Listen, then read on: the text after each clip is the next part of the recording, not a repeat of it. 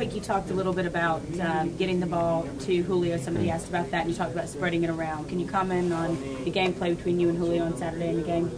Well, yeah, there's a few instances when, I didn't do a very good job of seeing the safeties. Really, I kind of let my emotions play in a little bit, which is unfortunate because I've, really prided myself in making good, sound decisions. And a couple of times, I really just made decisions a little bit too quickly at the line of scrimmage. They were a defense that was getting every signal from the sideline, and a couple of times we wanted to go up there and quick snap them and go. And two of those times, I ended up throwing in Julio's direction, and they were in a lot of coverage, and that's inexcusable. I can't make those mistakes, and we were fortunate enough to get the ball just knocked down and things like that. But there are a couple of instances when they just did a really good job of breaking on the ball. There was one play, for example, where Preston Dial's running down the middle of the field and Julio's running down the outside, and as soon as I released the ball, that safety took off, and he made a great job. Did a great job of breaking on it. So, all the credit goes to their defense. They did a great job of messing with my mind, and they keep me uncomfortable throughout the most of the game. Week in and week out in this league, there's great defenses, great defenses. Do you have to take the approach of just trying to look at yourselves and improve as much as you do, even who's coming up? Well, I mean, the thing you can say about great teams is they make improvements regardless of the competition that's coming this upcoming week.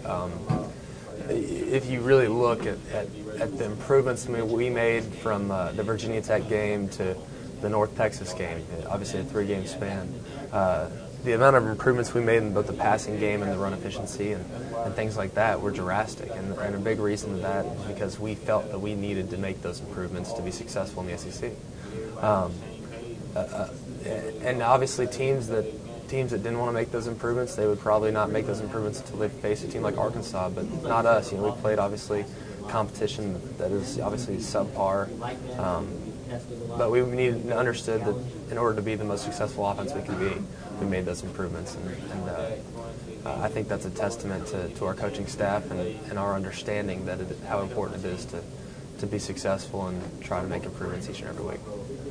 Did things seem a little crazier for you last Saturday, or getting hit a little bit more? You weren't completing on the balls. Was it hard to refocus and keep going to the game and racing? Well, I think part of it was difficult to refocus. At times I think,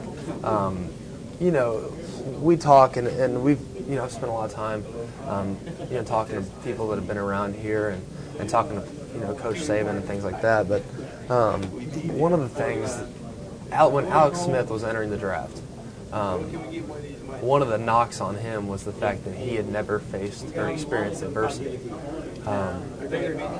So that's a testament to this team. I think the fact that we did face adversity on Saturday, both with me as an offensive line, as an offense as a whole.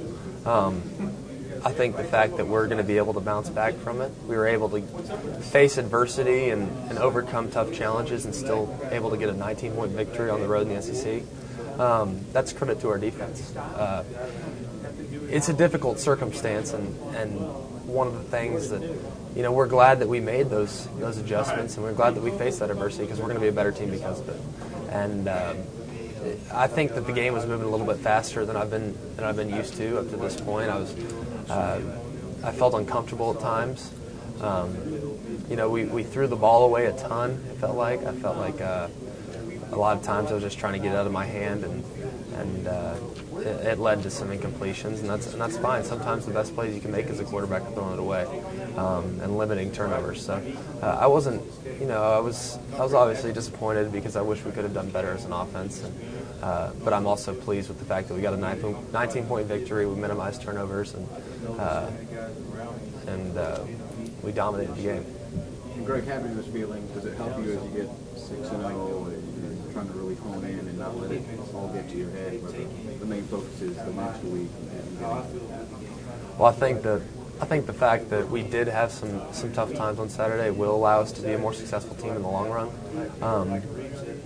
Because we understand that if we don't come out and play our A game and prepare the way we're supposed to prepare and have the week of practice that we know that we need to have, it can lead to outcomes that are unenjoyable on Saturday. And the fact that throughout most of the game, I think that was the first time I really just didn't have fun playing this year, and it just wasn't fun. It wasn't exciting. I wasn't happy throughout the course of the game, and I think a lot of that is because I just didn't have my best game, and the fact that I didn't feel like I was real well prepared. I prepared as hard as I could. I prepared the same way I always did, but I guess I just didn't watch the right film. I didn't see the safeties all the way through because I just did not do a very good job of really taking what the defense has given me, and that can lead to a lot of problems in the future. But we're going to iron those problems out this week. Williams named SEC Offensive Lineman of the Week. Talk about that performance against the level of competition he was up against Saturday. Well, I didn't even know that. That's great. I mean, Williams obviously my roommate, one of my best friends. Yeah, that says a lot about him. I mean, he's a really good player. You know, obviously William. People look at him and say, you know, that guy's 6 foot. You know, that guy's 6'1", and they judge him a lot by his size. But I'll tell you what, I wouldn't take another center in the SEC over him. Just the fact that he does bring a sense of toughness, a sense of athleticism. He's similar to Antoine in the way he's able to move, but his toughness and his tenacity. He's also very intelligent. He gets all the right calls. He never makes mistakes hardly, and that's great for him. And the fact that he was able to do it against such a good defensive line, really speaks highly of him. Does it take pressure off you as a quarterback knowing you have a great defense behind you, that the defense that really has your back out there? Well, of course. I mean, the best offense is a great defense. That's, there's so many cliches, in the fact that, defense wins championships, defense does all those things. So when you have a defense, when you know that offense is pinned inside the 10, you know they're not going to gain a yard, and you know you're going to get the ball at the 50, yeah, it takes pressure off. When anytime the opposing offense takes the field, there's a possibility they could turn it over, and next time we take the field, we could be 7 points, more ahead because our defense returned an interception for a touchdown or something like that. Yeah, it takes a lot of pressure off of it.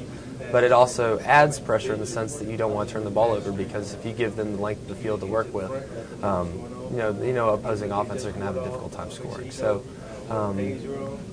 really, we really lean on them a lot, and I think they lean on us, at certain times, and it's led to some pretty good chemistry and some pretty convincing victories.